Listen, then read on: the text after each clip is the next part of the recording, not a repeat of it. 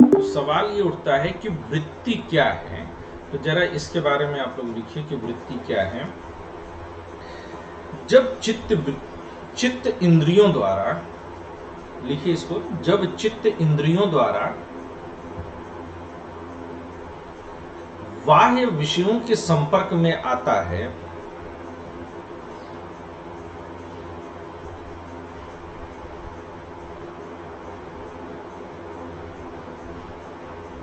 Sir बाह्य विषयों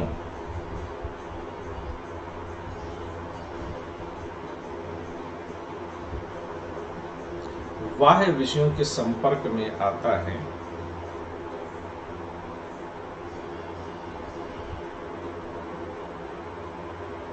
अथवा स्वयं ही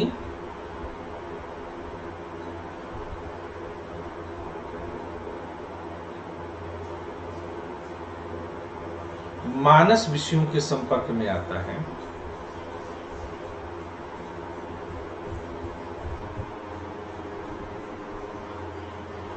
मानस विषयों के संपर्क में आता है,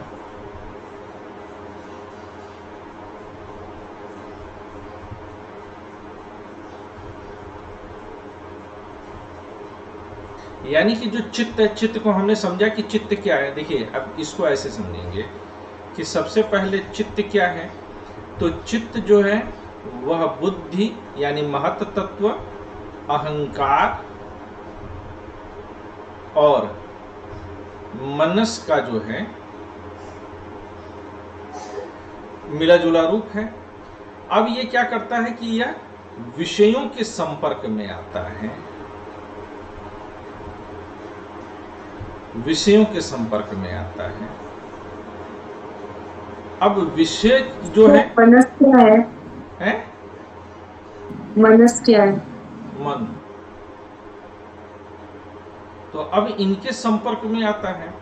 तो अब विषय भी दो प्रकार के हो सकते हैं, या तो बाह्य विषय हो सकते हैं जो बाहरी दुनिया के हैं, या फिर आंतरिक विषय हो सकते हैं। आंतरिक विषय को मानस विषय भी बोलते हैं। जैसे हमारे मन में जो उथल पुथल चल रहा है, सुख दुख आदि, तो मानस विषय ये इनके जो है संपर्क में आते हैं। जब बाह्य इंद्रियों के संपर्क में, बाह्य विषय के संपर्क में कैसे आते हैं? इंद्रियों के द्वारा। कैसे आएंगे संपर्क में? इंद्रियों के द्वारा। और आंतरिक विषयों के संपर्क में कैसे आएंगे? आंतरिक विषयों के संपर्क में ये आते हैं आपके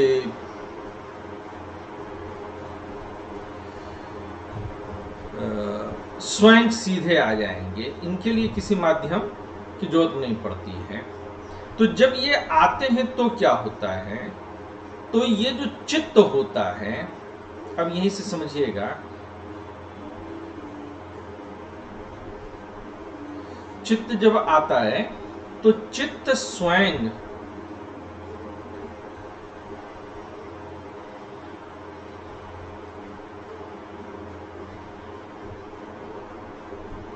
विषय का आकार ले लेता है। ये स्वयं विषय का आकार ले लेता है। ठीक बात समझ में आई? इसको आप समझने, इसको सिलेबस मत समझिए, इसे समझिए कि आपके जीवन में ये हलचल कैसे है। आप जीवन समझिए, सिलेबस अपने आप समझ में आ जाएगा। फिलॉसफी क्यों मर गई भारत में? पहले तो राजनेता चाहते थे कि फिलॉसफी मर जाए। दूसरी चीज है कि फिलॉसफी इसलिए भी मर गई क्योंकि लोग सिलेबस पढ़ाने लगे, जबकि फिलॉसफी जीवन को पढ़ने की चीज है। जीवन समझ लीजिए, फिलॉसफी अपने आप समझ में आ जाएगी।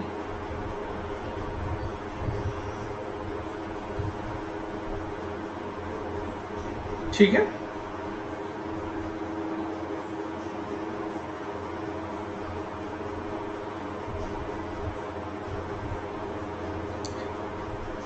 तुम अनिका लेट हो गई, मैं तुम्हारे लिए जो है चीजें मैं फिर से रिपीट कर दे रहा हूं।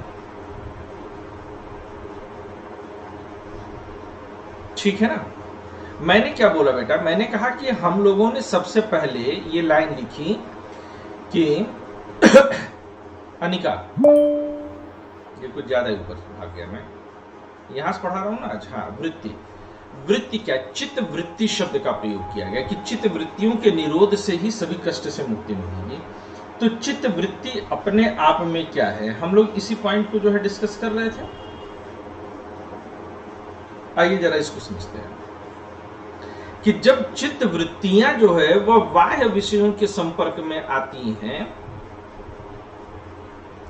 अथवा स्वयं ही मानस विषयों के संपर्क में आती हैं, यानी कि हमने इस लाइन में क्या कहने की कोशिश की कि जो चित्त है, हम पहले से जानते हैं कि चित्त तीन चीजों का मिलन है, बुद्धि या महत तत्व, अहंकार और मानस।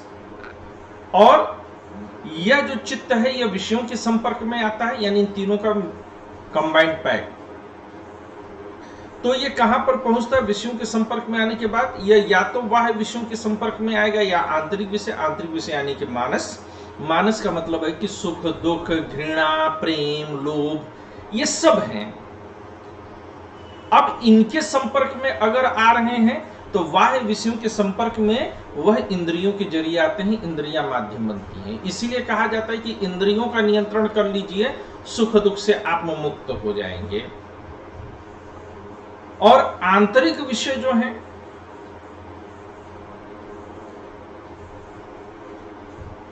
उनके संपर्क में चित्त जो है वो डायरेक्टली रहता है। और इस तरह से चित्त विषयों के संपर्क में आता है। जब चित्त विषयों के संपर्क में आता है तो जिस तरह के विषय के संपर्क में आएगा वैसा ही आकार ग्रहण कर देगा। बड़ा विषय होगा तो चित्त बड़ा ऐसा बन जाएगा, छोटा रहेगा तो छोटा बन जाएगा, लंबा रहेगा तो लंबा बनेगा, मोटा रहेगा तो मोटा बनेगा, पतला रहेगा तो पतला बनेगा, गोल रहेगा तो गोल बनेगा, त्रिभुजाकार रहेगा तो त्रिभुजाकार बन जाएगा।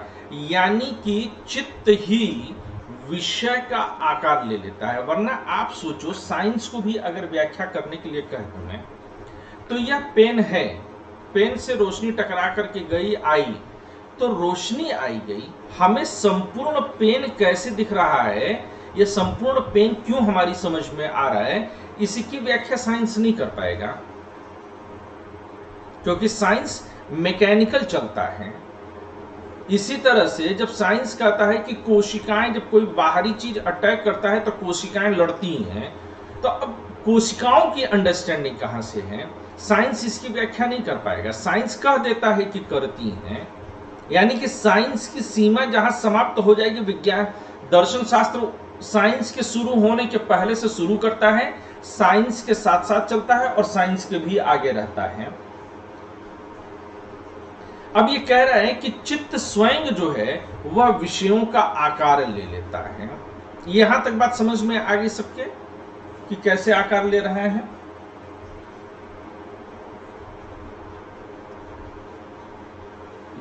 जी सर। तो चित्त जब स्वयं विषयों का आकार ले लेता है, विषय आकार ले लेता है, तो फिर क्या होता है, यही आकार जो है यह वृत्ति कहलाता है। आकार ही क्या कहलाता है, आकार ही वृत्ति कहलाता है। अब इस वृत्ति से जो है हमें होता क्या है, जरा इस पर आइए। ये पूरा प्रोसेस समझ में आ गया। अब आप समझिए, बहुत आसान सी बात है। अगर इतना समझ में आ गया तो आप अपने सुख दुख का जो है निराकरण कर सकते हैं। कैसे कर सकते हैं, आप इस चीज को अगर समझ लें कि जिससे भी जो आपको प्रेमी दिखाई देता है और जो आपको शत्रु दिखाई देता है, दोनों के मध्य क्या अंतर है कि आपके चित्त ने किसी को प्रेम का आकार बना लिया, वह आप में तो आकर के जुड़ नहीं गया है, बल्कि आपके चित्त ही जो है आकार लेकर के खड़ा है। यानी कि प्रेमी भी आपके चित्त की, आपके बुद्धि, अहंकार और मनस की वजह से है। बुद्धि, अहंकार और मन, यही तीन मिलकर के प्रेमी भी बना रहे हैं, और बुद्धि, अहंकार और मन यही मिलकर के शत्रु भी बना रहे हैं। यानी कि अगर आप अपने बुद्धि पर नियंत्रण पा लें, आप अपनी इंद्रियों को अपने नियंत्रण में ला दें, समाप्त नहीं करने की बात कर रहा हूं मैं, इंद्रियों का नाश नहीं करना है, इंद्रियों को पालना है, नियंत्रित करना है, गोपाल बन जाइए। गोपाल शब्द का मतलब क्या है? जिसने अपने इंद्रियों को पाल लिया हो, जिसने अपने इंद्रियों को वश में कर लिया हो, जिसने अपनी इंद्रियों को नियंत्रण में ले लिया है। तो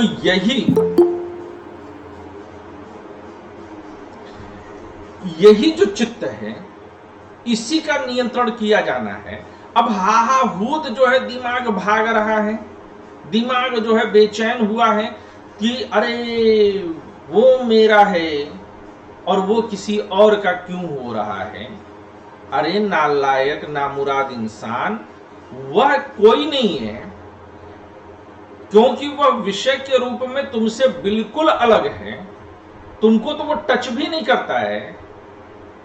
वह जो तुम्हारा है वह किसी और का क्यों हो रहा है? तो वह तुम्हारा जिसको तुम समझ रहे हो वह तुम ही नहीं, तुम्हारी केवल जो है चित्त वृत्तियों ने आकार ले लिया तुम्हारे रूप में। ना तो वह तुम्हारा है, ना ही वह पराया है। मेरी बात समझ में आ रही है? जी सर। तो ना कोई शत्रु है, ना कोई मित्र है, ये तुम्हारी चित्त वृत्तियां हैं जो आकार लेकर के खड़ी हैं। प्रेमी है, तुम्हारी चित्त वृत्तियां हैं, तुमसे भिन्न, तुम्हारी चित्त वृत्तियों से भिन्न प्रेमी नहीं है। माध्यम बन जाएगा कोई, लेकिन वस्तुता नहीं है। शत्रु तुमसे भिन्न नहीं है। तो जिस दिन तुम अपने बुद्धि, अहंकार और मन को नियंत्रित करना सीख जाओगे, उस दिन तुम सुख दुख के चक्कर से मुक्त हो करके अपने वास्तविक स्वरूप को समझ जाओगे, आनंद ही आनंद की स्थिति में पहुंच जाओगे। और लगभग देखिए सभी दर्शन इसी पैटर्न पर आगे बढ़ते हुए दिखाई देते हैं। जरा इसको लिखिएगा। जब पुरुष, ये मैं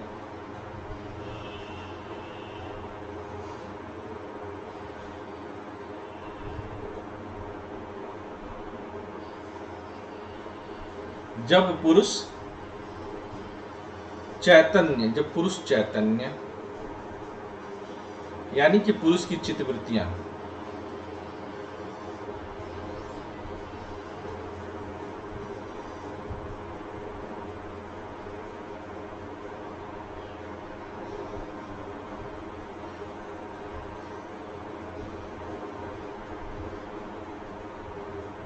से यह चित्तवृत्ति प्रकाशित होती है,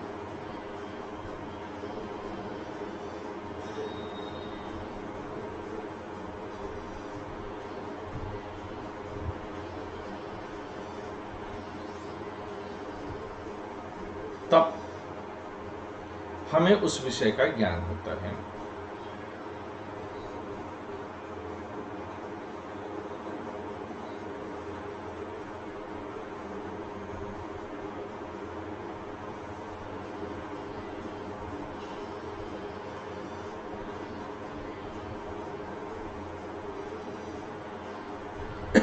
तो ये ज्ञान कैसा है?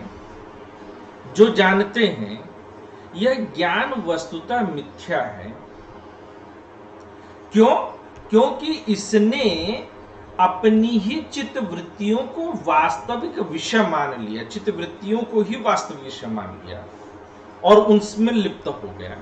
लेकिन क्या यह पूरी तरह से गलत भी है? पूरी तरह से सही तो नहीं है। तो क्या पूरी तरह से गलत है? पूरी तरह से इसे गलत भी हम नहीं करार दे सकते। क्यों पूरी तरह से इसको हम गलत करार नहीं दे सकते? क्योंकि कुछ तो है जिसको मिल करके, जिसके संपर्क में आकर के हमारे चित्त ने एक आकार ग्रहण किया है। इस संसार में मैं आज पढ़ रहा था तो एक नतीजे पर पहुंचा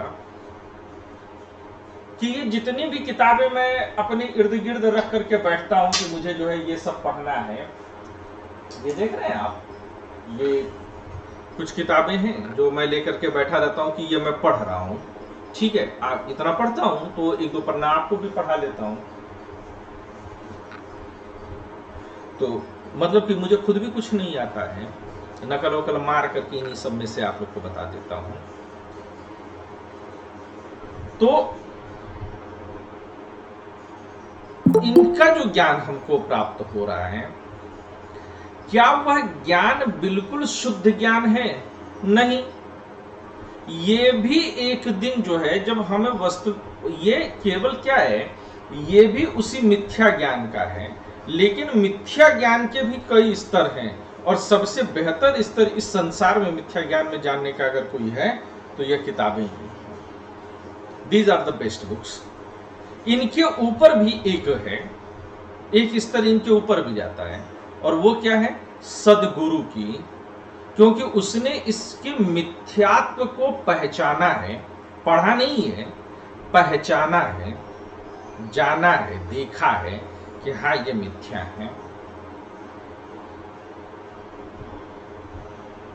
जो वास्तविक ज्ञान है वह इन किताबों के भी परे चला जाएगा।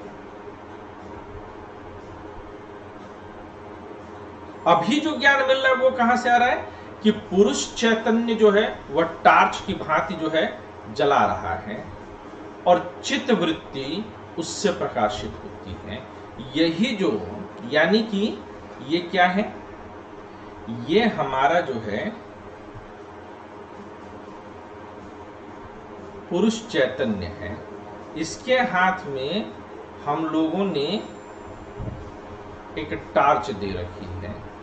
इस टार्च की रोशनी में ही जो चित्त वृत्तियां हैं, ये जो चित्त वृत्तियां हैं ये प्रकाशित हो रही हैं, और इनका प्रकाशित हो जाना ही वस्तुतः ज्ञान है। ये प्रकाशित नहीं हो तो ज्ञान नहीं होगा।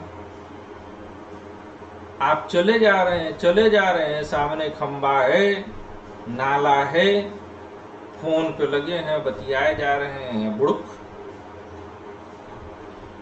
विषय है, नाला है, विषय है, परंतु ज्ञान नहीं है। ज्ञान क्यों नहीं है? क्योंकि उस समय हमारे चैतन्य ने उसको प्रकाशित नहीं किया है। बात समझ में आ रही है?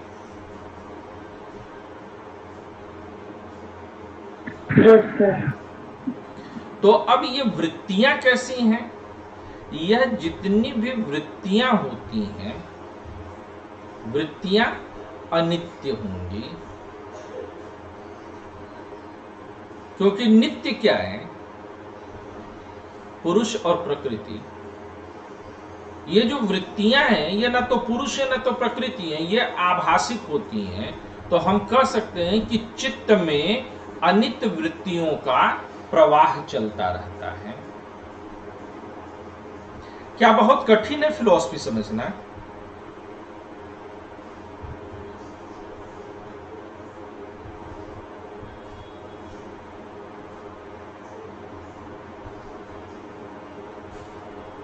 चित्त में अनित्य वृत्तियों का प्रवाह चलता रहता है। आप लोगों ने बताया नहीं, क्या फिलॉसफी पढ़ना बहुत कठिन लग रहा है आप लोगों को? No sir. मजा आती है इसको पढ़ने में? जी सर। ऐसा कभी कभी लगता है कि अगर फिलॉसफी ना पढ़े तो जिंदगी मूर्खता में गंवा देंगे, बिना कुछ जाने गंवा देंगे। सही बात है ना? और उसके बावजूद भी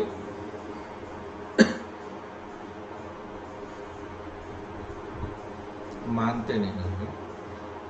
तो हम क्या लिख रहे थे?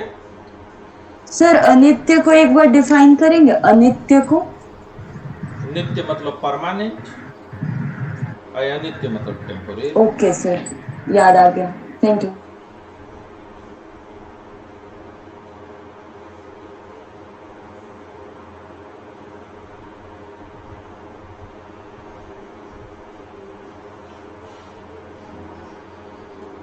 वृत्तियां अनित्य हैं,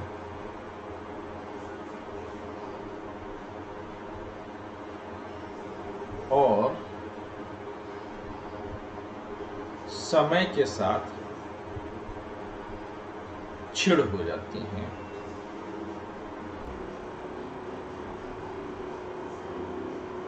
कमजोर हो जाती हैं।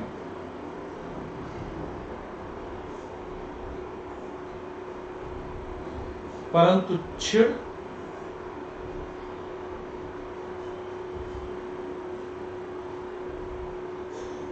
होकर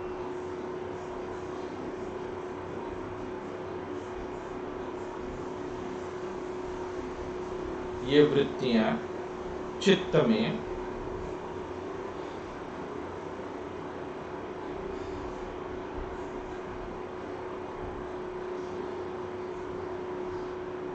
अपने संस्कार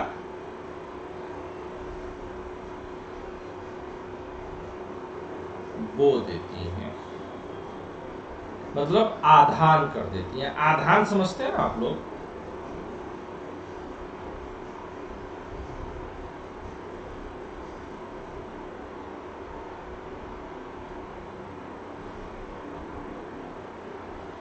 नहीं सर, आधान क्या होता है? आधान मतलब बो देना। गर्भाधान समझती हो? जी सर। तो गर्भ में जब कोई बीज बो दिया जाए तो गर्भाधान, तो आधान का मतलब बीज रूप में बो दिया जाना। ठीक है ना बेटा? हाँ। तथा ये संस्कार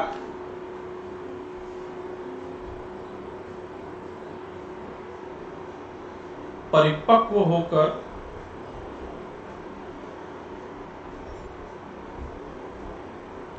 नए वृत्तियों का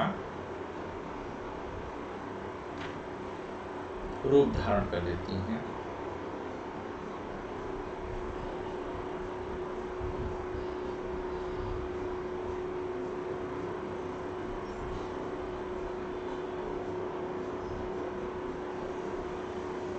और इस प्रकार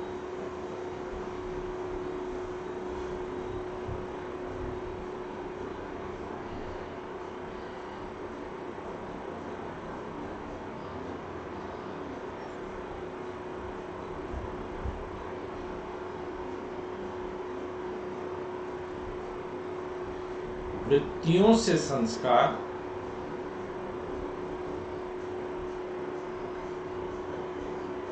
और संस्कार से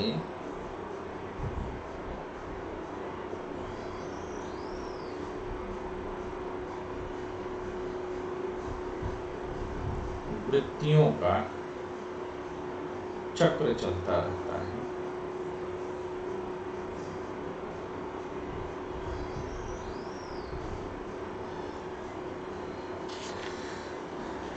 ठीक बात है बच्चा आनंद नारायण मुल्ला, सभी लोग? जी सर। जी सर।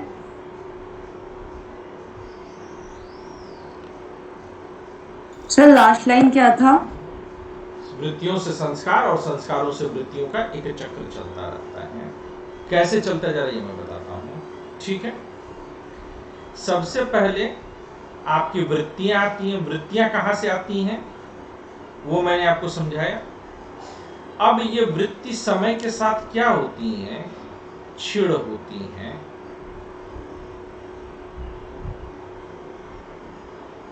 क्षीण होकर के ये क्या करती हैं? चित्त संस्कार में बदलती हैं।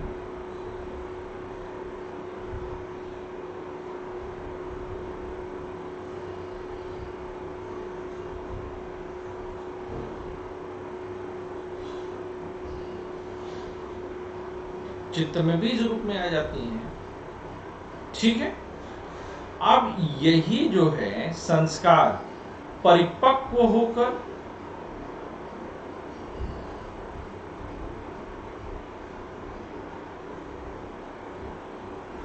वृत्ति का रूप ले लेते हैं। कैसे? चलिए मान लिए कि आपने किसी को देखा और वह आपको अच्छा लगा, तो आपके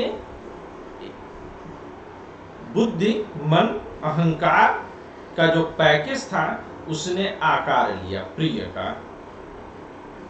अब प्रिय का लिया तो समय के साथ वो लगातार तो प्रिय लगेगा नहीं, आप और चीजों में जो है जाएंगे, है ना। प्रिय से प्रिय भी जो है कुछ समय के बाद उतना प्रिय नहीं लग जाता है।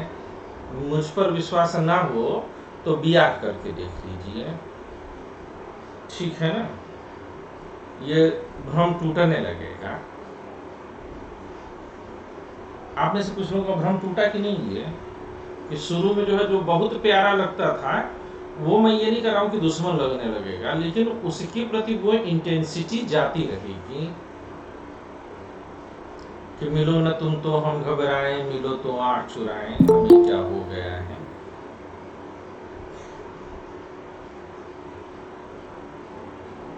ठीक है, तो शुरू में मिला तो इंटेंसिटी ज्यादा है, फिर आगे बढ़े इंटेंसिटी कम हुआ, लेकिन वह अब क्या हुआ कि जो वृत्ति थी वह क्षीण होने लगी और क्षीण होकर के वह मोह का रूप धारण करती है।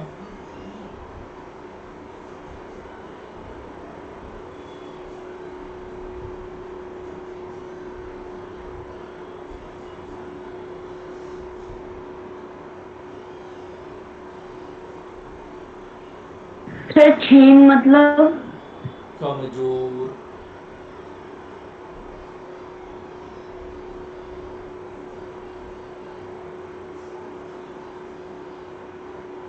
सर जो मेंटली कमजोर फील करते हैं उनको क्या करना चाहिए?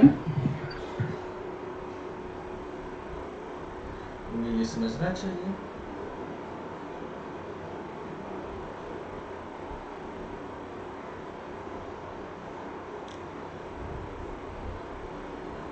कि उनकी जो चित्तवृत्तियां हैं वो उनको जो है अलग रूप में जा रहे हैं। अभी चलो इसको समझ लेते हैं, फिर आपके जो है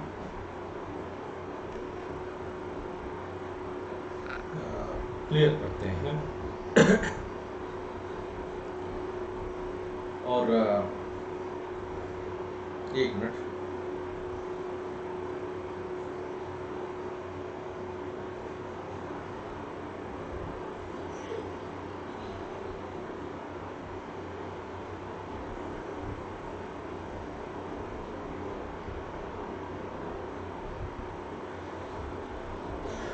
पहले तो ये समझो कि हम जिस चीज से लेकर के चल रहे थे उसी क्रम को आगे बढ़ाते हैं कि पहले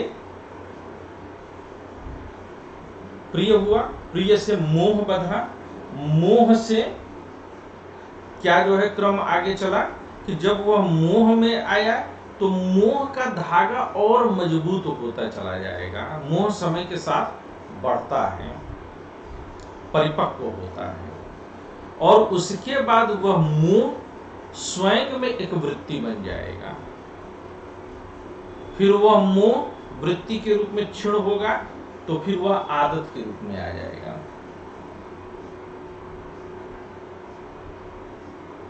ठीक है, तो ये क्रम जो है वह चलता रहेगा, चलता रहेगा, यूं घूमता रहेगा, चक्र बनाता रहेगा। अब आपको ये समझना है कि अगर अब जैसे मोह होता है, ये वृत्तियां जितनी मजबूत होंगी व्यक्तित्व उतना कमजोर हो जाएगा। जो आपका प्रश्न है कि अगर कमजोरी कुछ लगने लगे तो क्या होगा, तो कमजोरी का मतलब यही है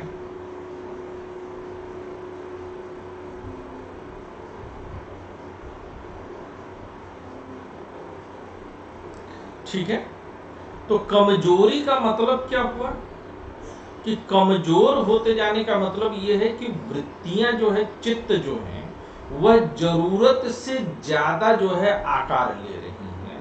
अब किसी चीज को समझो, किसी चीज को बार बार खींचो, जब चित्त आकार लेगा, वृत्ति के रूप में जाएगा विषयों के संपर्क में आने के बाद, तो बार बार फैलेगा सिकुड़ेगा, फैलेगा सिकुड़ेगा, फैलेगा सिकुड़ेगा, फैलेगा सिकुड़ेगा। तो जितनी बार किसी चीज को आप फैलाते सिकुड़ते चले जाइएगा तो जाहिर सी बात है कि वह जो है कमजोर होता चला जाएगा। यही आपका व्यक्तित्व के कमजोर होने की निशानी है। आपको यह समझना होगा कि यह जो प्रेम है यह भी मिथ्या है, असत्य नहीं बोल रहा हूं मैं।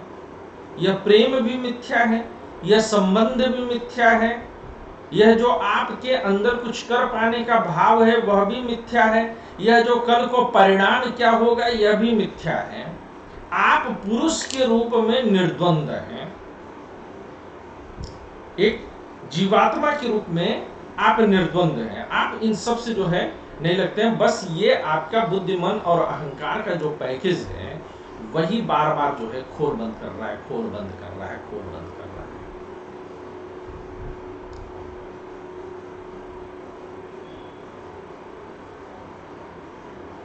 निर्द्वंद मतलब कि जिसमें कोई जो है ऊहापोह ना हो, कोई संघर्ष ना हो, ठीक है ना।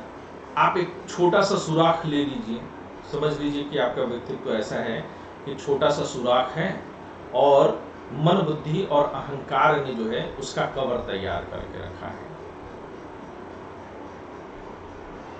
और आपका जो है काम ये है कि आप इस सुराख को बढ़ने मत दीजिए, लेकिन लगातार चीजें इसमें प्रवेश करती रहें, प्रवेश करती रहें, प्रवेश करती रहें, प्रवेश करती रहें, बार बार इस पर हिट करते ही रहें,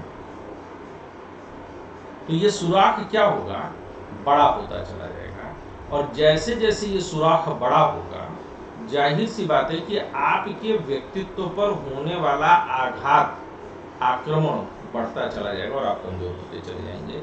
तो इस सुराख की रक्षा कीजिए। तो क्या ये कहने का मतलब है कि कुछ प्रवेश ही ना होने दिया जाए? नहीं, ये तो संभव ही नहीं है। अगर प्रकृति ने सुराख तैयार किया है तो चीजें तो आएंगी, लेकिन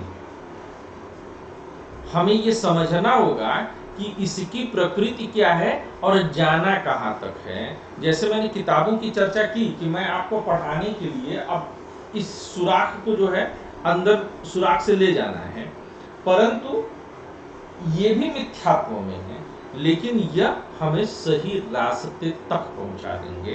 तो उचित का ही प्रवेश होना, निषेध पूरी तरह से संभव नहीं है।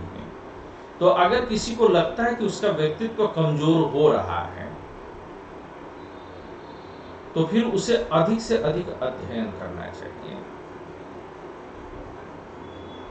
उस सद्गुरु की शरण में जाना चाहिए जिसने अध्ययन तो किया हो, अध्ययन से ज्यादा जिसने अनुभव किया, साक्षात देखा हो, तो वहां तक पहुंचना चाहिए। बात समझ में आ रही है? Yes sir. आपके प्रश्न का जवाब मिला? सर मैं तो हट गई थी, अभी आई। तो अब उसमें मेरा क्या दोष? ये आपका जो सुराख है बार बार जो है डिस्कनेक्ट होने वाला, उसको रोकिए, क्योंकि कनेक्ट होगा डिस्कनेक्ट होगा, कनेक्ट होगा डिस्कनेक्ट होगा। वृत्तियां आकार ले रही है, छिड़ हो रही है, आकार ले रही है, छिड़ हो रही है, आकार ले छिड़ हो रही है, तो क्या होगा, चित्त कमजोर होता चला जाएगा, आपकी तैयारी कमजोर हो जाएगी, परिणाम। ठीक है ना? चलिए आगे बढ़ते हैं। अब ये जो चित्तवृत्तियां होती हैं यह भी 5 प्रकार की होती हैं, आज इसको भी जान लीजिए। अच्छा, चित्तवृत्ति कहते ही समझ लीजिएगा कि चर्चा किसकी कर रहे हैं, मिथ्या की। किसकी चर्चा कर रहे? मिथ्या की। यानी कि चित्तवृत्ति जब भी होगी वह मिथ्या की होगी। तो चित्तवृत्तियों के प्रकार लीजिए।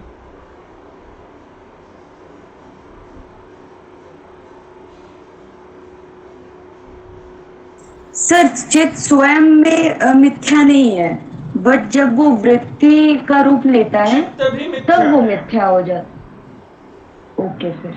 क्योंकि चित्त जो है प्रकृति का बना हुआ है, प्रकृति जड़ है, और प्रकृति से चित्त का निर्माण कब होता है, जब पुरुष प्रकाशित होता है और पुरुष अपने आप को वही समझने लगता है। जब पुरुष बुद्धि में प्रकाशित हो और पुरुष अपने आप को बुद्धि वाला ही समझ ले, जबकि वह है नहीं, तो यहीं से गड़बड़ी शुरू हो जाती है। मिथ्या की कहानी शुरू हो जाती है। चित्त वृत्तियों के प्रकार। मैं एक बार फिर से कह रहा हूं कि सिलेबस मत पढ़ने की कोशिश करो, तुम जिंदगी को पढ़ो, सिलेबस अपने आप तैयार हो जाएगा। फिलॉसफी से ज्यादा खूबसूरत चीज इस दुनिया में कुछ नहीं है। न रसगुल्ला है, न मलाई है, न सिनेमा है, न दोस्ती यारी है, कुछ नहीं है। सबसे खूबसूरत कोई चीज है तो फिलॉसफी है। लेकिन समझेगा कौन? जिसने चखा हो, है ना। दूर ही से बैठ करके, अरे रसमलाई हमको तो बिल्कुल नहीं पसंद है, छी छी या छी छी। तुझे जिंदगी में बेटा कभी खाए हो? नहीं खाए तो नहीं है। तो वही हाल दुनिया की है कि दुनिया का सबसे सुंदर, सबसे सुनहरा, सबसे अद्भुत चीज उनके सामने पड़ी हुई है, लेकिन पढ़ कर रहे हैं कॉमर्स। क्या पढ़ रहे हैं? साइंस, जूलॉजी, बॉटनी पढ़ रहे हैं। अरे नालायकों, डूबो मरो। तुम्हारा ये साइंस तुमको अंतिम निष्कर्ष तक नहीं ले जाएगा। अंतिम निष्कर्ष तक तुमको दर्शन ले जाएगा। साइंस वाइंस क्या है? बच्चा है जी, है ना। चित्तवृत्तियों के प्रकार क्या है? तो चित्तवृत्तियां 5 प्रकार की होती हैं। अब देखो, अब इसको सुनने के बाद साइंस पढ़ने वाले के मन में संदेह उत्पन्न हुआ, क्योंकि साइंस क्या है? विषय है। उस विषय से जुड़ा क्या? अहंकार जुड़ा, क्योंकि आज तक मन में अहंकार पाल करके बैठे थे कि यावत् साइंस पढ़तव्यम ते नरः बुद्धिमताम्। अरे चूल्हे भाड़ में जाओ। ये तुम्हारा अहंकार है और इसको कमजोर करो। जैसे साइंस पे बोला चोट लग गई, साहित्य पे बोला चोट लग गई, लेकिन जिसने साइंस और साहित्य को पढ़ने के बावजूद भी दर्शन शास्त्र पढ़ा, दर्शन शास्त्र की श्रेष्ठता उसके मन में अनायास ही स्थापित होती चली गई, है ना। तो बोलो दर्शन शास्त्र की जय हो।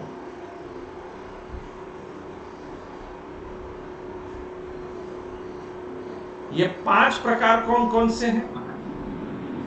आइए जरा देखिए। तो पहला प्रकार है सर मैं एक सेंटेंस लिखी हूँ, वृत्तियां आकार लेती हैं और चित्त बन जाती है, ये सही है सर? नहीं, माचिस है बेटा।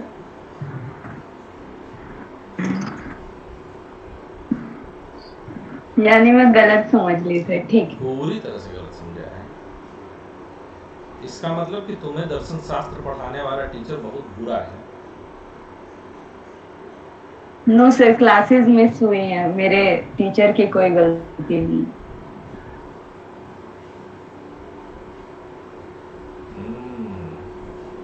सही समझे रश्मि। रश्मि का टीचर सही है।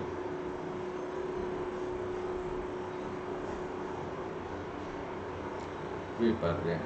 विपर्य के आगे क्या है? विकल्प है। विकल्प के आगे क्या है? चौथा निद्रा है। और निद्रा के आगे क्या है?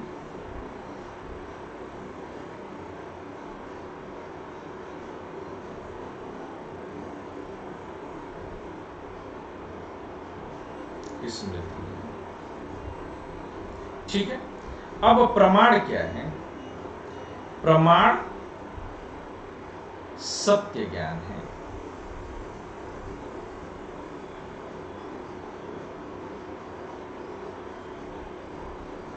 तो प्रमाण कितने प्रकार का है?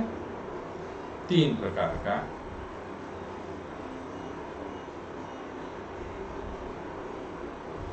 सर दूसरा क्या लिखे हैं?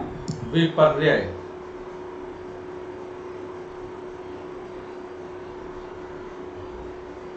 प्रमाण के प्रकार। अब प्रमाण जो है कितने प्रकार के हैं? तो भैया 3 प्रकार के। कौन कौन से? तो प्रत्यक्ष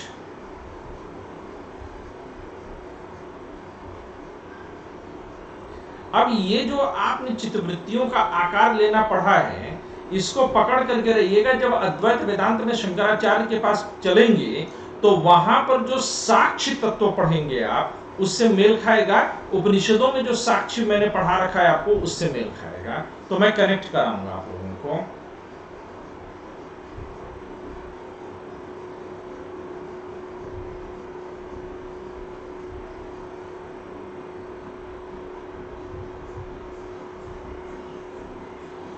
प्रत्यक्ष, अनुमान और शब्द।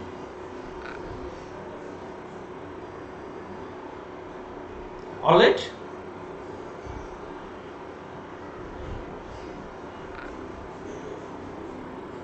तो सत्य ज्ञान इसी का प्रकार है। कौन सा? सत्य ज्ञान। सत्य ज्ञान प्रमाण ही सत्य ज्ञान है। इस दुनिया में सही चीज कैसे पता चलेगी? प्रमाण के जरिए ही पता चलेगी ना। जी। तो प्रमाण क्या है? सत्य ज्ञान है। 3 प्रकार से मिलता है।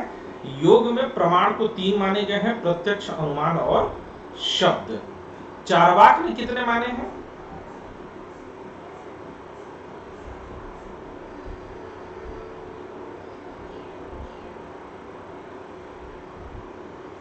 चार्वाक ने कितने प्रकार के प्रमाण माने हैं? 1, सिर्फ और सिर्फ प्रत्यक्ष। That's good. ऐसे धड़ाधड़ जो है तुम दिए जाओ, उसमें आनंद आ जाता है। ऐसे जो मुंह लटका करके बैठ जाओ,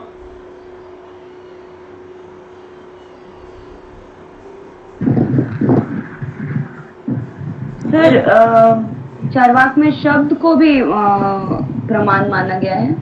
नहीं भाई, प्रत्यक्ष केवल।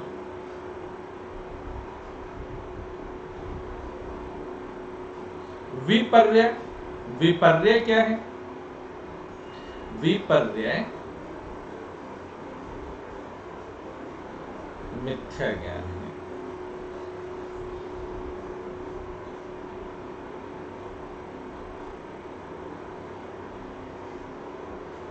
जैसे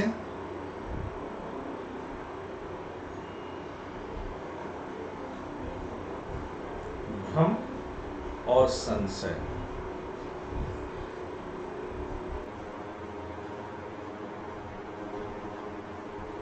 भ्रम और संशय। जैसे एक उदाहरण ले लें,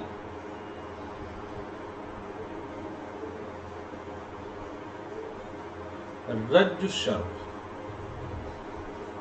का ज्ञान, यानी कि सांप को रस्सी समझ लेने का ज्ञान। तुलसीदास की पत्नी रत्नावली थी, बहुत प्यार करते थे तुलसीदास। मायके चली गई, घनघोर बारिश हो रही थी, नदी उफनाई हुई थी। पार करना था तुलसीदास को अपनी पत्नी से मिलने के लिए। इस पार प्रिय तुम हो मधु है, उस पार न जाने क्या होगा। मैं बैठी इस पार, मोरे साजन है उस पार, मैं बैठी इस पार मनवा मार। ओ माँ जी ले चलो मुझे उस पार। ये गाना सुना कभी आप लोगों ने?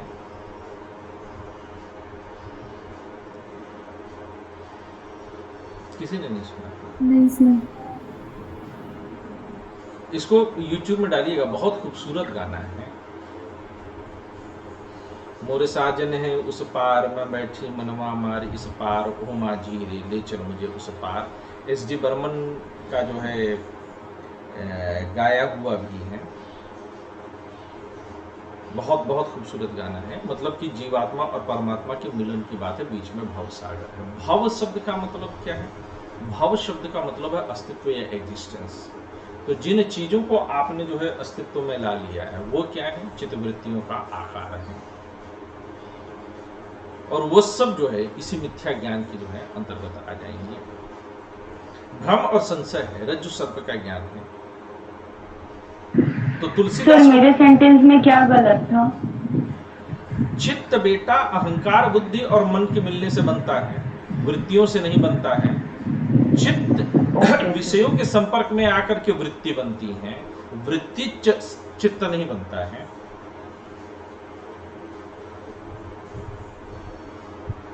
ठीक है, अब जरा आगे चलते हैं। तो इसमें होता क्या है कि रज्जु सर्प के ज्ञान में कि तुलसीदास जब वो नदी पार करना चाहते हैं तो उनको एक मोटी सी लकड़ी दिखती है, लट्ठा समझकर, तो सोचे कि इसी को पकड़ करके हम पार हो लें। पार हो लिए, फिर बीबी का जो है घर बड़ी ऊंचाई पर था, तो कैसे जाएं? रात में बहुत घनघोर बारिश हो रही है, सब लोग सोए हुए हैं, लेकिन जाना है ऊपर। तो एक जो है रस्सी लटकती हुई दिखी, उसे पकड़ करके चढ़ गए। उनकी बीवी जब पूछी कि कैसे आए हो यहाँ वहां, तो सब बताए कहानी। तो बीवी बाहर निकल करके देखी तो उन्होंने कहा कि वो हम जो है लक्कड़ जो है किनारे तक घसीट करके लाए हैं। तो ऊपर से देखी तो लक्कड़ नहीं बल्कि शव था, लाश थी, जिसको पकड़ करके बीवी के मुंह में पकड़ाए हुए पार हो गए। आज जिस रस्सी को पकड़ करके चढ़े थे वह रस्सी नहीं थी, वह सांप था। तो जब भ्रम होता है तो सांप रस्सी नजर आ सकता है, और कई बार जब डर हो तो रस्सी सांप नजर आ सकती है। अंधेरे में कई बार आप लोगों ने एहसास किया होगा कि रस्सी पड़ी हो और आप सांप समझ करके डर गए हो, और दिल भी आप लोगों का धक-धक करने लगा हो, धकौनी चल गई हो। हुआ होगा, सबके जीवन में हुआ है। या फिर दूर कहीं भूत प्रेत देख लीजिए, वह भी क्या है? अंधेरे में भ्रम के कारण आकार बना है, चित्त वृत्ति, चित्त आकार ले रहा है। मैं जितने सालों से टीचिंग कर रहा हूं, चूंकि मेरी टीचिंग क्वालिटी यही है ना कि मैं एकदम बतियाते हुए मैं चलता हूं, चाहे कोई भी सब्जेक्ट मैं पढ़ा रहा हूं। और कमाल की बात देखिएगा, इतने सालों में जो परंपरा में बहे हैं हम कि बहुत सारे बच्चों ने भूत देखने का दावा किया है कि सर हमने भूत देखा है। मैं उनको समझा नहीं सकता था, मैं उनका भ्रम दूर नहीं कर सकता था, क्योंकि उन लोगों ने दर्शन शास्त्र नहीं पढ़े। दर्शन शास्त्र पढ़े होते तो पता चलता कि आपकी चित्त ने वृत्तियां का रूप धारण किया है। तो रज्जु सर्प क्या है? रज्जु मतलब रस्सी। जब कोई रस्सी सांप जैसी दिखने लगे, सांप ना हो, तो रज्जु सर्प का क्या है?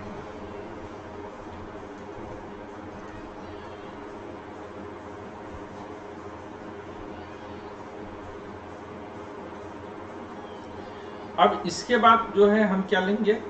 अब हम लेंगे विकल्प, यानी मिथ्या में भी सत्य का अंश बना रहता है, लेकिन विकल्प यह सत्व शून्य है, यानी इसमें सच्चाई का कोई अंश ही नहीं है, यह कल्पना मात्र है।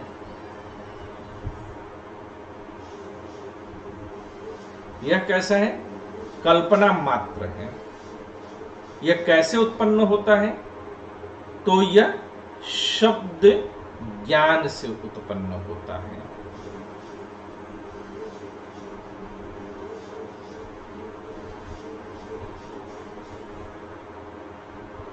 शब्द ज्ञान से उत्पन्न है,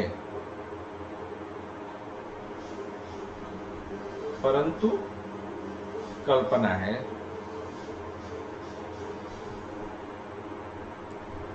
जैसे मासूम बीबी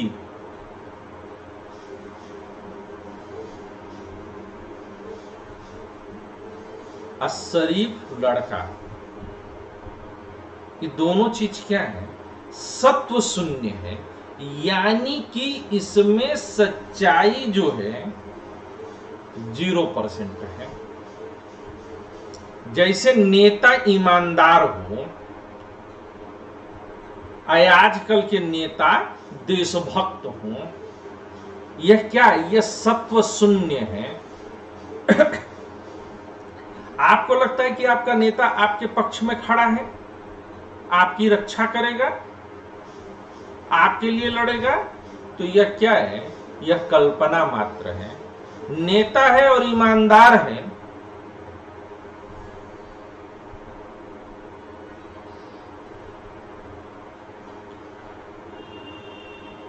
तो यह सत्व शून्य है।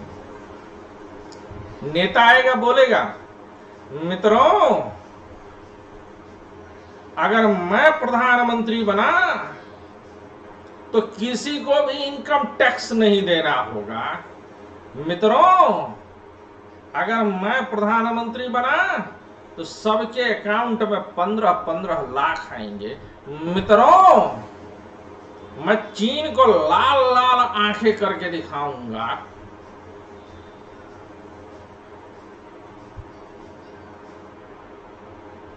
ये सब पढ़ लिया, सुन लिया, आप खुश हो गए। अब योग सूत्र कहता है विकल्प सत्व शून्य शब्द ज्ञान से उत्पन्न है परंतु कल्पना है, इसका कोई अस्तित्व नहीं है। इसी में आगे पढ़ लीजिएगा क्या लिखा है।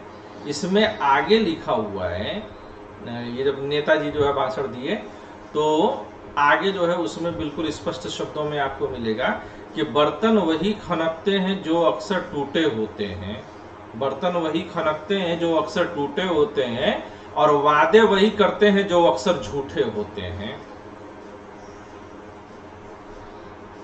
तो ये नेताओं का चरित्र होना, चरित्रवान होना, नेताओं का ईमानदार होना, नेताओं का देशभक्त होना, अगर आप मानिएगा सही सही तो ये सत्व शून्य है, कल्पना मात्र है। जैसे पर उदाहरण में नेताओं को लिख मत दीजिएगा आप लोग, क्योंकि एग्जाम में हो सकता है कि टीचर ही अंधभक्त निकल जाए, चमचा निकल जाए, तो क्या करिएगा। तो जैसे शश श्रृंग,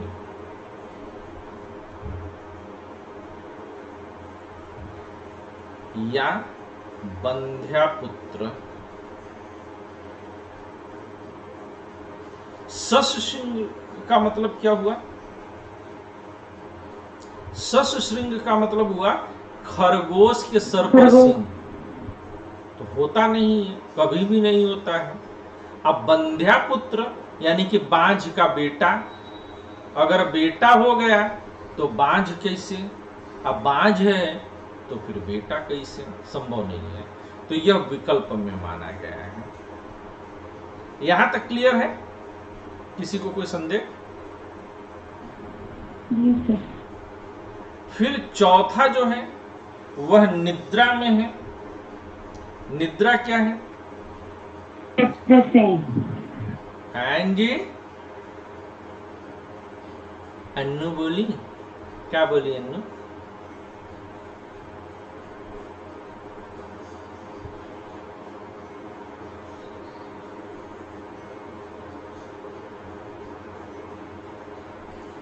ज्ञान का अभाव,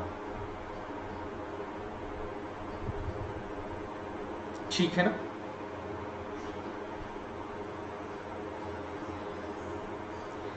परंतु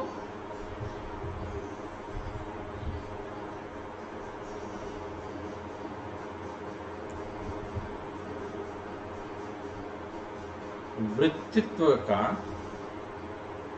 सर्वथा अभाव नहीं है, यानी वो जो आकार ग्रहण करने की क्षमता है उसका यह भाव नहीं हो जाता है। देखिए ज्ञान क्या है? चित्त का आकार लेना, लेकिन निद्रा में ज्ञान का भाव है लेकिन चित्त के आकार लेने का यह भाव नहीं है, वो जिंदा रहेगा। वृत्तित्व का सर्वथा यह भाव नहीं होता है। क्योंकि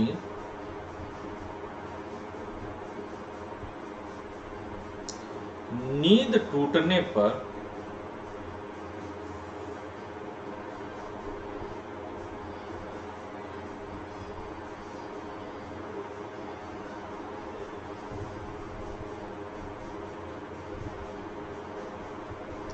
व्यक्ति को यह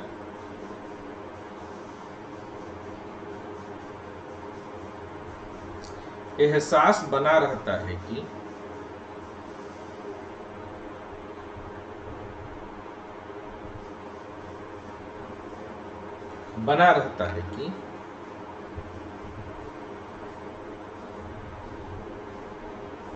क्या बना रहता है कि वह गहरी नींद में सोया था।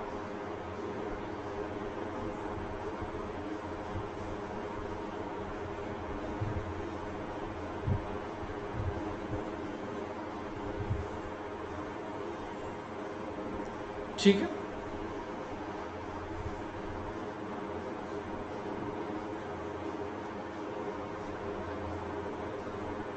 अब बच गया हमारे पास आखिरी स्मृति।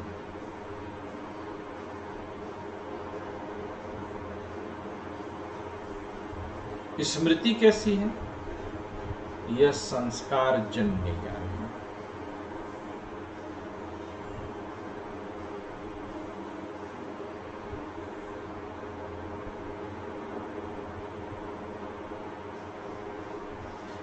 वृत्ति जब क्षीण होगी तो संस्कार बनाएगी, संस्कार ही परिपक्व होकर के वृत्ति बनाएगा। ये चक्र चल रहा है। तो किसी को हमने देखा तो आकार बना, ठीक है, हमने किसी को देखा तो आकार बना, चित्त ने आकार ग्रहण किया, वैसा ही किया। वह आकार धीरे धीरे क्षीण होता है और क्षीण होकर के संस्कार हमारे चित्त में संस्कार बना देगा। वही संस्कार हम आगे कैरी करते हैं। तो किसी को जब आप देख लेते हैं तो उसकी स्मृति बनी रहती है।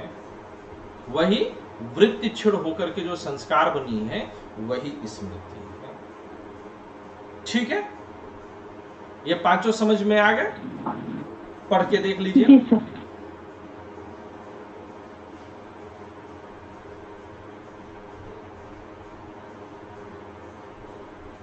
पूरी तरह से बात समझ में आ गई? पांचवा स्मृति है। ये रश्मि तुमने थोड़ा देर से ज्वाइन किया, मैं यहां पर पढ़ा रहा था, मैं पीछे ले चलता हूं।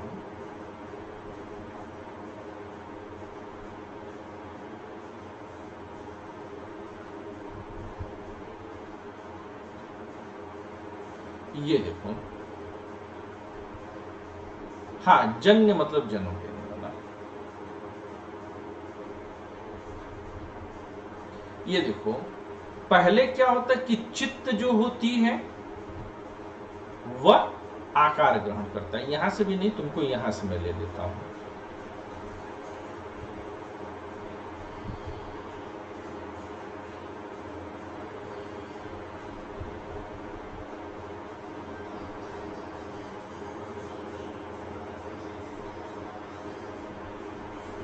ये इस पेज पर आएगा ना,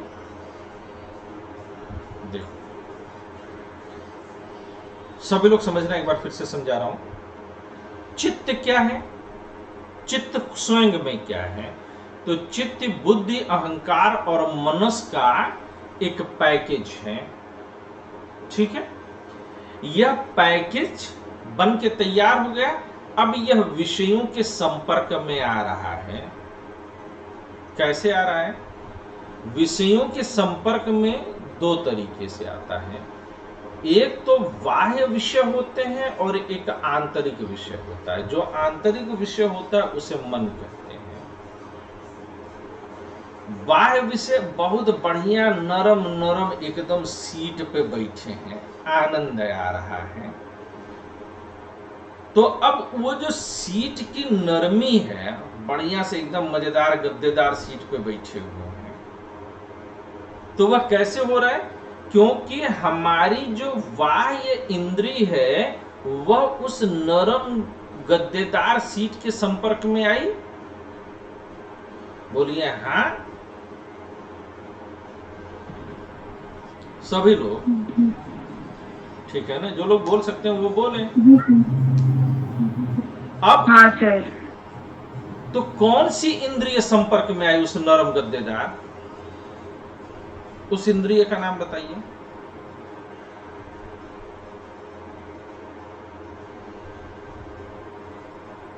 नहीं रश्मि, तुम गलत सोची। त्वचा।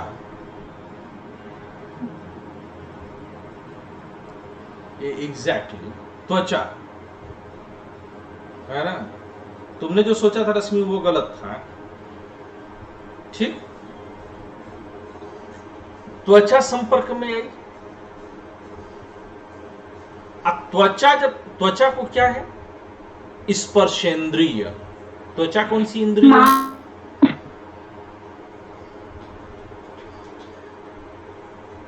है? अनु,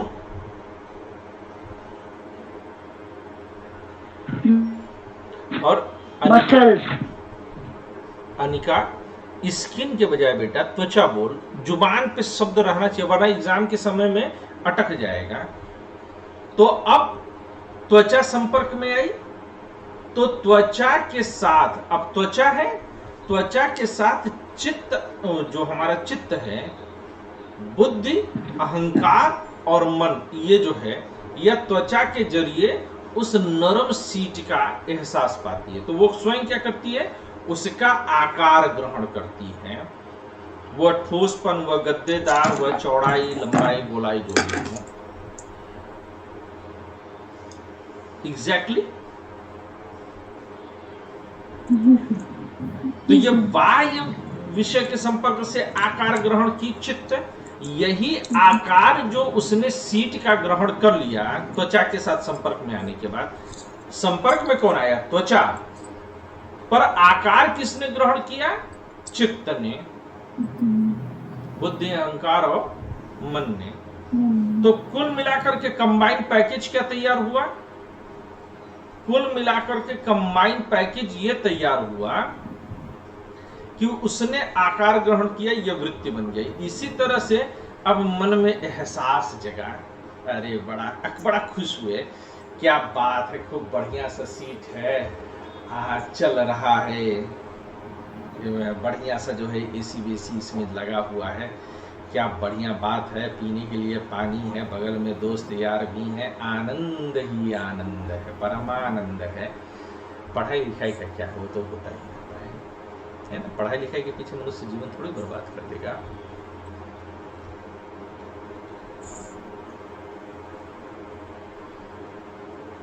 अब आनंद है, सुख है, तो सुख क्या है? सुख किसी इंद्रिय के संपर्क से नहीं पता चला। सुख हमारा आंतरिक विषय है। तो इसका ज्ञान कैसे होता है? बाह्य विषयों का ज्ञान तो इंद्रियों के संपर्क से होता है, तो आंतरिक विषयों का ज्ञान स्वतः होता है। ठीक है रश्मि? तो ये वृत्तियां बन गई। अब जब ये वृत्तियां बन जाती हैं तो इनसे क्या होता है कि चित्त हमारा, समझो इसको ऐसे, रश्मि हाँ बोलती रहना जब तक तुम्हारा नेटवर्क काम करे। अभी तो करेगा एक आध घंटा, ठीक है। अब ये क्या है? यह पुरुष है। यह कौन है? पुरुष। तो पुरुष प्रकाशित कर रहा है विषय को। ये चैतन्य जो है वृत्तियां बन रही हैं, तो ये प्रकाशन हो रहा है। जब ये प्रकाशन होगा तो उससे आगे क्या होगा?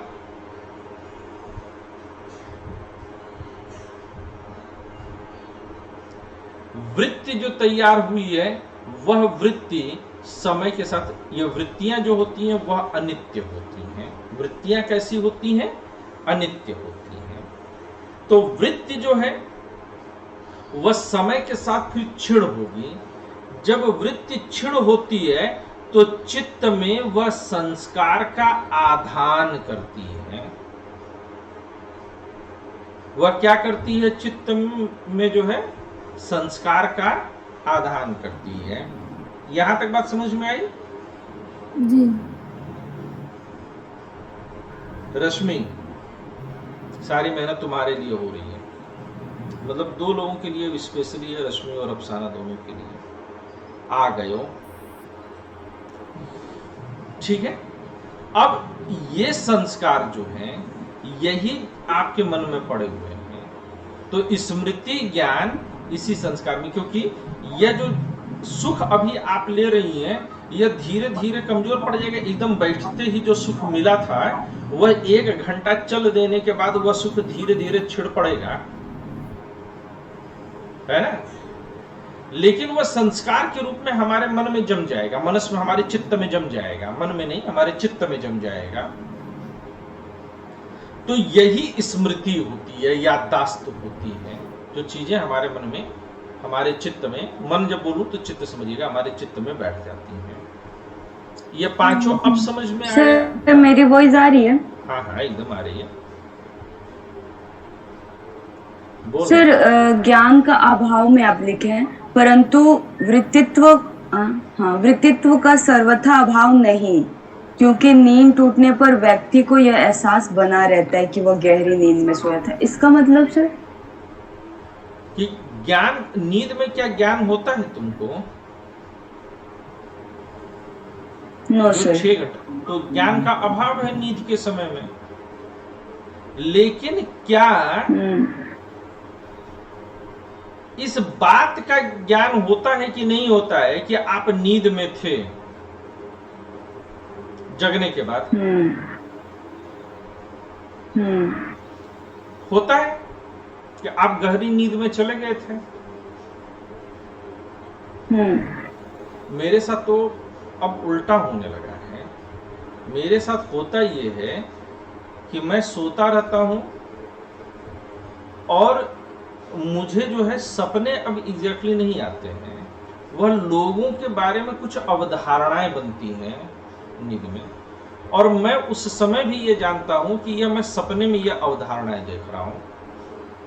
और ज्यादातर अवधारणाएं जो लोगों के बारे में बन रही हैं वो मैंने देखा है कि सही हो रही हैं। आज ही से एक कल वो आई थी लड़की अपना इंटरव्यू वगैरह देने के लिए, काम के लिए, बात करने के लिए, उसे घर में कुछ काम के लिए रखा गया है, और मन में मैंने ठान लिया कि उसको भी आईएएस बनाऊंगा, पेमेंट भी करूंगा, आईएएस भी बनाऊंगा, और उसके ऊपर काम शुरू हुआ। और रात में जब मैं सोया तो उसके बारे में कई सारी बातें जो है मुझको पता चली, और मुझे ये पता था कि मैं जो है इस समय नींद में हूँ। सुबह उठ करके मैंने उससे बात किया कि क्या ये चीजें जो है तुम्हारे बारे में सही हैं, और सब की सब सही निकली। यहां तक कि उसके बॉयफ्रेंड, सर इसको माइंड रीडिंग बोलते हैं। माइंड रीडिंग तो ऐसे करते हैं ना, वो अभी इंट्यूशन होने लगे हैं। यहां तक कि उसके बॉयफ्रेंड की कास्ट क्या है ये भी मैंने बताया, वो सही है, जबकि मुझे उस लड़की की कास्ट ही जो है नहीं पता थी।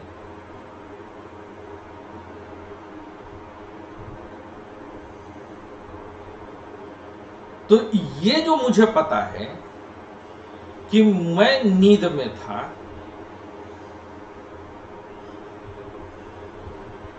यह वृत्तित्व है, क्योंकि ज्ञान जो बना है इस लौकिक जगत में वह आकार लेने के कारण, वृत्तित्व के कारण बना है। तो ज्ञान का अभाव नींद में है, लेकिन चित्त के आकार ले सकने की क्षमता का अभाव नहीं है। यानी कि चित्त आकार ले रहे हैं, लेकिन वह संपूर्ण तरीके से ज्ञान में नहीं तब्दील हो रहा है। सर मेरे एक जानने में है, क्यों है? जो साइकाइट्रिस्ट के पास जाना चाहती है, तो आप बोले थे कि आप ऐसा क्या बोलते हैं उसको, वो लेते हैं, मतलब ऐसे केसेस लेते हैं, ये शायद मुझे सही याद है सर? Philosophical counselling. हाँ हाँ, तो सर वो भी उसी में आता है। हाँ, फिलोसफिकल काउंसलिंग तो संसार की किसी भी समस्या का हल है ओके सर। है ना। पर उन्हें हमारी वेबसाइट के थ्रू आना होगा। वो इस तरह से अगर आएंगे थोड़ा सा औपचारिक तरीके से, तो फिर मैं उनकी ज़्यादा बेहतर मदद कर पाऊंगा।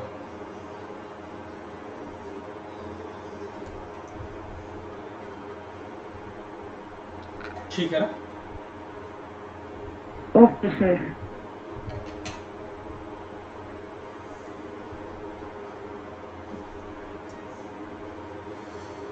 हाँ, तो हम लोग जहाँ अटके थे वहाँ से हम आगे चलते हैं। तो अब होता क्या है कि अब ये आपने जो है 5 चित्तवृत्तियां पढ़ी, चित्तवृत्तियों के 5 प्रकार पढ़े। अब मैं जरा पेज चेंज कर देता हूँ।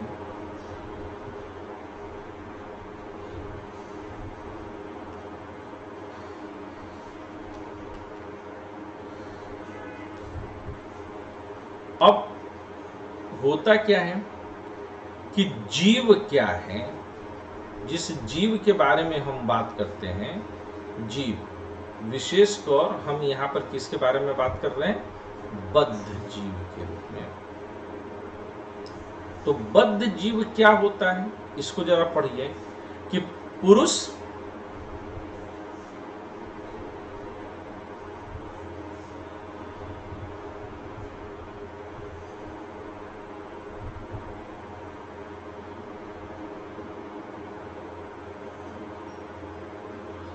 जब बुद्धि में प्रकाशित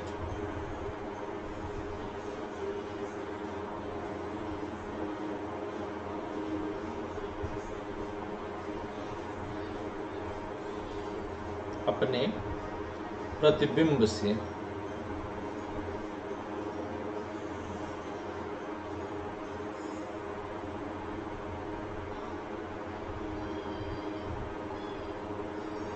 तादाद में स्थापित कर लेता है,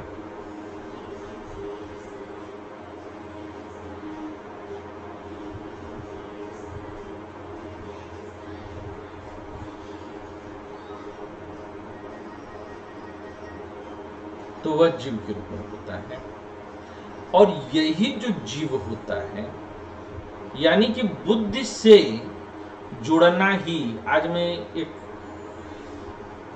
मूर्ख को समझा रहा था, मूर्खा को समझा रहा था, वो तर्क कर रही थी मेरे साथ, तो मैं उसे समझाने की कोशिश कर रहा था कि आस्थावान बन, जैसे बहुत सारे लोग होते हैं अनर्गल तर्क करते हैं, तर्क करने के भी अपने कुछ नियम होते हैं। अब मैं क्या करूं सर, मैं ऐसी ही हूं, तुझे पता है कि तुम गलत हो, लेकिन फिर भी तुम वही रहना चाहते हो। तुमने एक प्रोटेक्शन ले लिया, तुम अपने उस परिवर्तन से बचना चाहते हो।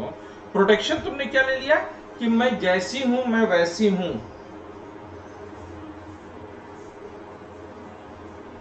आप you don't want to change yourself, तो फिर भैया तुम्हारे दुखों का अंत कहां से होगा।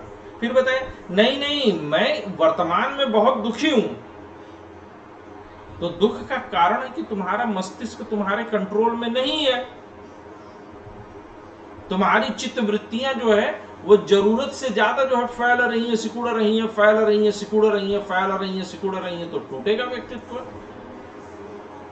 दुख से बचने का एकमात्र उपाय है कि अपने दिमाग को कंट्रोल में लाइए और समझिए कि you are not the doer.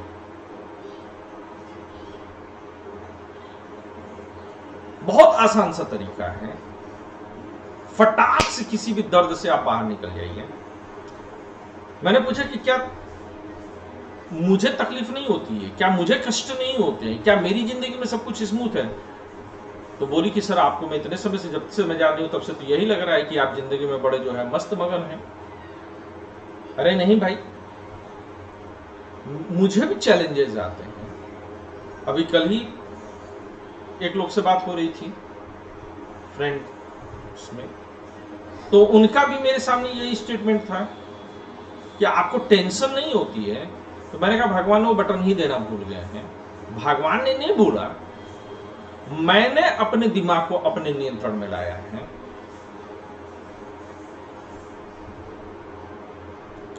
मेरे ऊपर भी जो है आरोप लगे, मुझे भी किसी ने फोन करके धमकी दिया कि आपके ऊपर जो है हम एब्डक्शन का चार्ज लगाएंगे, एक लड़की के अपहरण का चार्ज लगाएंगे। मैं वैसे शांत निर्विकार भाव से बैठा रहा, मुझे नहीं डर लगता है, जबकि लग सकता था उस समय वो चार्ज, क्योंकि मेरा मन मेरे नियंत्रण में है, तुम्हारा नहीं है, ये गलती तुम्हारी है। तो कष्ट और तकलीफ की वजह कहां है? कष्ट और तकलीफ की वजह है कि दिमाग का नियंत्रण में न आना, तर्क गलत होना। सर तादात्म्य लिखा हुआ है। हाँ, सर उसका मतलब है कि वैसा हो जाना, वैसा समझ लेना। यहां पर वही है। तो जीव कब बधा? पुरुष शुरुआत से जो है बधा हुआ नहीं है। जब पुरुष बुद्धि का अतिशय प्रयोग किया तब वह बद्ध जीव हुआ। तो अच्छा, मैं आस्था की बात करता हूं, अंधभक्ति की बात नहीं करता हूं। तर्क मैं मना नहीं कर रहा हूं, लेकिन तर्क होने चाहिए। यह कौन सा तर्क होता है? उटपटांग, कि मैं जैसी हूं मैं वैसी हूं, बहुत टेंशन है, बहुत स्ट्रेस है। अरे नालायक हो, टेंशन और स्ट्रेस हो तो और पढ़ो, क्योंकि टेंशन है क्या? किसी एक पॉइंट का लगातार दिमाग में आना, डाइवर्ट कर दो। कुछ देर तक वह डाइवर्जन को नहीं स्वीकार करेगा, लेकिन दिमाग है तो आपका नौकर, कमबख्त हो जाएगा, वो डाइवर्ट हो जाएगा। तो आपकी जिंदगी में टेंशन हो तो आप और पढ़ो, खूब पढ़ो। मेरे पिताजी बहुत बढ़िया मुझको उपाय बताते थे। मेरे पिताजी कहा करते थे कि अगर टेंशन हो तो रोटी बनाओ। अब बड़ा मैंने अपनी जिंदगी में देखा, ये बड़ा कमाल की चीज है। एक लोग आए, अच्छा वो सबको अलग अलग उपाय बताते थे, एक ही उपाय नहीं बताते थे। हालांकि वो बाबा नहीं थे, वो सिर्फ हम लोग के बच्चों के बाबा हैं। तो किसी को वो बताते थे कि खेत में फावड़ा लेकर के तब तक चलाओ जब तक कि झरझर झरझर पसीना न बहने लगे, चलाओ। वह स्ट्रेस बस्टर का काम करता है, divert your mind, stop the thinking. और आप जो है स्ट्रेस से निकलने के लिए और बैठ करके सोच रहे हो, तर्क और चला रहे हो, और बुद्धि और अधिक प्रकाशना और अधिक बद्धता। तो जीवबद्ध कब हुआ? कब वह जीवबद्ध हुआ? जब वह बुद्धि में प्रकाशित अपने ही प्रतिबिंब को अपना वास्तविक स्वरूप समझ बैठता है। बात समझ में आई? जी सर। ठीक है। जिंदगी बहुत आसान है कि नहीं है? जी सर। है ना आसान? कठिन हमने क्यों बना ली है? अनावश्यक रूप से बहस करके, अनावश्यक जो है प्रपंच ब्रैकेट्स बना करके, बनाए ब्रैकेट्स, बनाओ ब्रैकेट्स, बनाओ ब्रैकेट्स, और जिंदगी खुद की जो है बर्बाद कर लो। That is our challenge. कोई तुम्हारे सामने बहुत नाटक करे, तुमने ठान लिया कि हम तुम्हारे बारे में सोचबे नहीं करेंगे, जाओ तुम उसके बारे में सोचना शुरू करो, तुमको टेंशन हो जाएगी, क्योंकि उसने तुम्हें बांध लिया। तुम सोचो ही मत, बुद्धि को हटा दो, परेशानी खत्म। एक लोग आए कहे कि मैं कई बार से EMI नहीं भर पाया हूं, बैंक मेरी गाड़ी लेकर के चली जाएगी, मैं बहुत परेशान हूं, बहुत परेशान। मैंने कहा मत सोचो, क्या अगर गाड़ी लेकर के चले गए तो? हमने कहा सोचोगे तो भी तो ले ही जाएगा ना। तो जब तक नहीं ले जा रहा तब तक अपनी गाड़ी दौड़ाओ, ले आके ठोंक दो कहीं, तुम्हें क्या फर्क पड़ता है, मौज लो तुम। अगर तुम्हें ये तय ही हो जाए कि वो गाड़ी तुम्हारी उठा के ले जाए, तो तुम गाड़ी को इतनी बार ठोको कि फिर गाड़ी को देख करके वो सोचे कि इसको ले जाऊं कि ना ले जाऊं। अरे मौज लो यार जिंदगी की, सोच करके तुम कुछ नहीं कर पाओगे। रास्ता जिस दिन निकलना होगा उस दिन निकल करके रहेगा। बोलो नारायण हरि। मैं बाबा जैसा बन गया। सही बात कर रहा हूं, समझ में आ रही है मेरी बात? जी सर। और जब ये बद्ध जीव बन जाता है तब क्या होता है?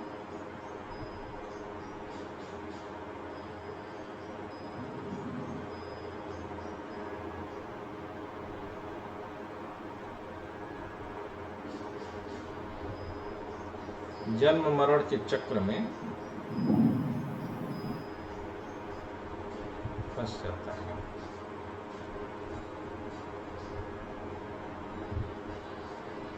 और जब जन्म मरण के चक्र में फंस जाता है, जन्म होगा मरण होगा, तो क्या होता है? नाना प्रकार के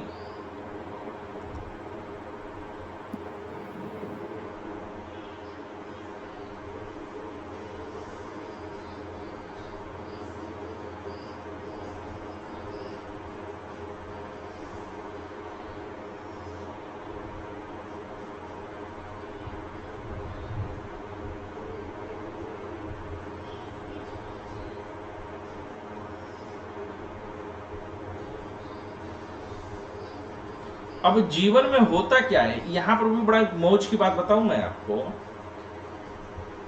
ये साहब कर्म है, कर्म से क्लेश होता है। आप कोई भी कर्म करके देखो, कुछ न कुछ क्लेश हो जाएगा। क्लेश से फिर कर्म होगा। ये साहब घुमा देगा आपको। तो इसको समझना जरूरी है कि यह क्लेश जो है वस्तुतः क्या है।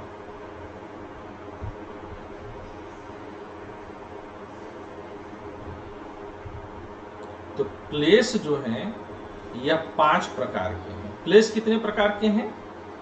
5 प्रकार के हैं। कौन कौन से हैं? तो एक है आपका अविद्या। दूसरा कौन सा है? अस्मिता।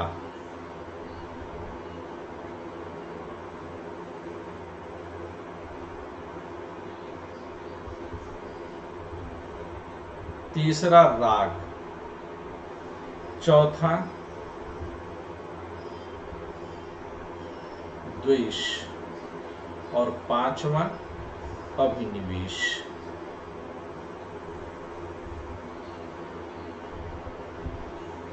पर ये 11 से ऊपर हो रहा है, 11.25 हो रहा है।